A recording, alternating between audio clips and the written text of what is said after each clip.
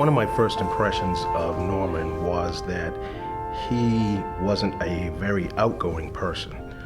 He was very quiet, kept to himself, and he really didn't talk a lot. We had to start engaging him to talk to us and help build his communication skills because he was scared to death.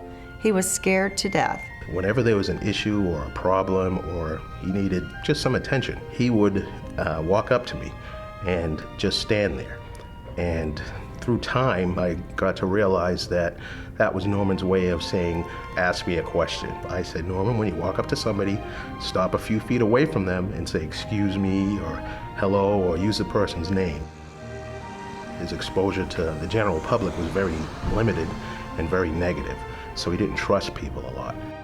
I felt that Norman had the potential because he was there. He showed up every day, and I sensed an interest in trying to do more. Norman came to e-commerce about 6 months ago. We bring in donated books, then we take those books and based on the ISBN, which is a unique number for that book, we scan them or enter them by hand into a database, which then tells us what the demand for the book is as well as the price for the book, and put them on Amazon and eBay. When Norman first came in, I was a little skeptical just bringing anybody into that environment new, not knowing his background as far as the computers and being computer savvy. Once we got him in the environment, got him trained up, started realizing he had an aptitude for it. I scanned the books to see if they were worth putting online, and I also inventory, and sometimes I print orders and pull and package. Norman, as far as being an employee, is a great employee, very diligent with his work, always takes direction very well. He is the first one in the mornings, last one out in the evenings, always looking to do more. As far as getting along with his coworkers, there's an effort there. He wants to be part of the group, and I think that he wants to be part of the team and promote the team goals. It's just a matter of being able to communicate that effectively. At Goodwill, we tend to try to create a family atmosphere, develop a sense of trust between employees and their supervisors and coworkers. It took a couple, 3 weeks for that to happen, but Norman did come out of his shell. We found out that he had dropped out of high school, didn't have his GED. Well, Goodwill ran a GED program, and I encouraged Norman to, pursue his GED. It was suggested that I take the GED prep class, and I did. Everybody encouraged me around here. He came to me the day after he took his test, and he walked up to me and he didn't say anything. And I said, oh boy, what's going on? And he said, I just had something I wanted to show you. And he held up his GED to me, and he had the biggest smile. And that to me was a great milestone in his life. I felt like we had a major success story.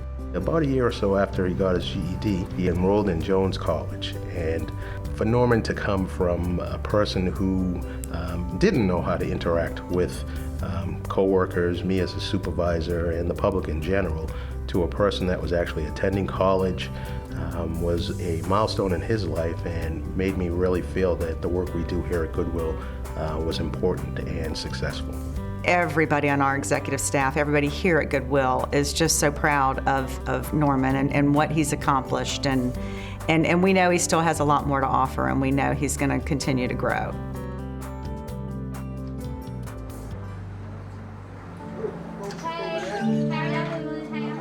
When I first met Dillard and Linda, I noticed right off the bat that they were a couple that sticks together. They came in together, they travel together, they work towards their goals together. It's hard enough right now for anybody to find a job, but when you're a senior or not ready to retire, but you still need money to supplement your income, that's a difficult thing to overcome. We're both in our 50s, so it's like, it's harder when you get older to find work. I was without work for a number of years, but Ike was working. And then when he was no longer working and I wasn't working, then we were both getting a little nervous. I was in the Navy as an aviation structural mechanic. Basically, what that is maintenance on a particular aircraft. After getting out, I started at Sears in 1984. Worked at Sears close to 25 years. I guess after so many years, They were you know, letting starting people to go is what they were doing. You know, behind the scene, it probably was call it retirement. You know, When his sisters found out that he wasn't working, she called and she said, well, have you tried Job Junction at Goodwill? And we're like, no. And she told us, you know, well, they'll teach you how to use the computer, because she knows neither one of us at that time knew how to use the computer. Laura really kind of held our hands when we would do the resumes, and then when we typed it up, she would proofread it and tell us if it needed to be shorter, longer, or change the words. So she really helped us critique our resumes so it would be more professional. But they were just really, really, really nice. Linda had a certified nursing assistant license that she had for 20 years of experience, but it was expired. So I explained to her that she could still be a caregiver. And so she went and got a private duty job close to her home where she could ride her bike to, and she's still employed now. Job Junction gave us access to jobs that we didn't know existed. Once Dillard had finished his computer class, I approached him and told him about a job that I thought matched his skill set. It was a vehicle processor out at Jacksport. I mainly accessorize cars that come off the ships, come in port off the ships, and rails, train rails. It's really interesting work. I didn't realize the car has to go through. He did such a good job that they hired him on subsequently as a full-time position. And we were very, very proud of him. It was through Laura. I sit here with a full-time position out of Blount Island. I knew that Job Junction was the right place, and it would only be a matter of time before we found work. We're proud to be part of the Goodwill family.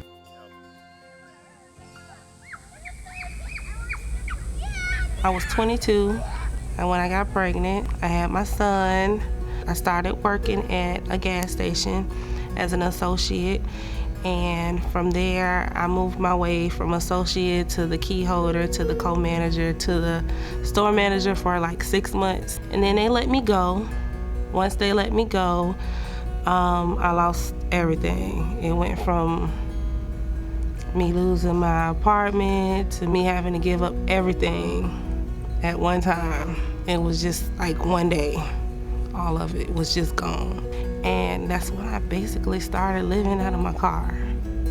I would go look for a job, take my son to daycare, which I was getting unemployment, so at least I could pay for daycare so that he wouldn't have to see a lot of the struggles that I was going through. I just tried to keep him positive, and I didn't never want him to look down on me. That was my biggest thing. It was hard on me, but I learned to swallow my pride, because I've seen worse. I went to Job Junction and I got walked through all the different things they had, and they had a job. I went in for an interview. It went good. I was hired. It was a relief. I was excited. You know, I had a purpose. At the time Shemika came to me, I had just taken this store back over again as the regional manager. We had a lot of problems here. We had gone through quite a few assistants, key holders, and store managers during this time that Joanne was trying to figure out how to fix this store.